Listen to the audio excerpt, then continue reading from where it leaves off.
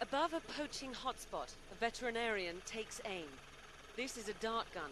His goal is to save, not to slaughter. A flash of pink on the rump. The hit's good.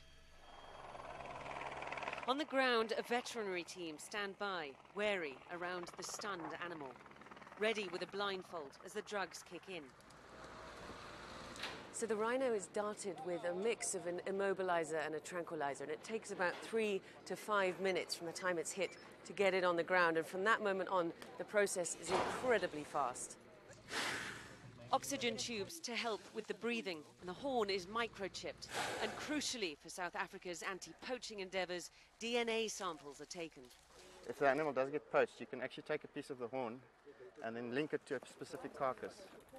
Then another shot to partially reverse the anaesthetic.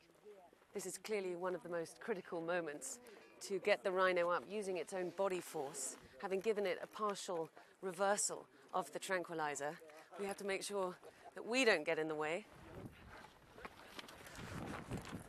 The team haul the rhino to its feet, and it takes the few ginger steps towards the trailer, which will carry it to safer ground in a more intensively protected zone in the Kruger National Park. This is why. Just a few miles further north, a rhino carcass lies where it was shot some 10 days ago now. The forensics team have had such a backlog of poaching cases, it's taken them till now to get here. You can see that small, tiny little rib. This was a female rhino. She was pregnant. The fetus, like the rest of her, long picked away by scavengers. All that's left, the skeleton and the skin, and a hole where the horn once was. It looks like a .375 caliber. They find the bullet which killed her, but the scene is too old to find out more than that. We suspect that they shot it from over there in Mozambique.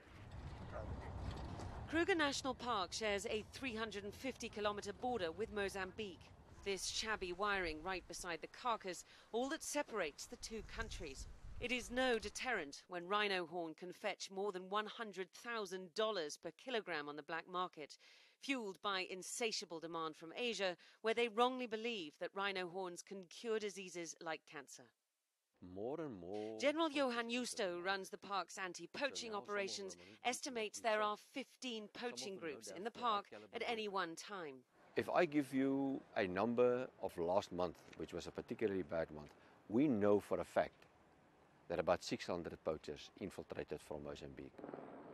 He has transformed Kruger's rangers into military-style anti-poaching units, but they can only do so much. This new push to relocate the rhinos helps, but South Africa has lost a record 1,020 rhinos so far this year.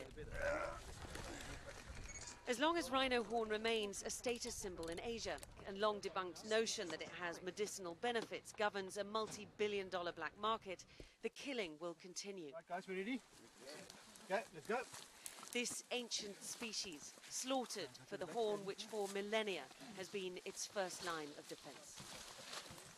Diana Magnay, CNN, Kruger National Park, South Africa.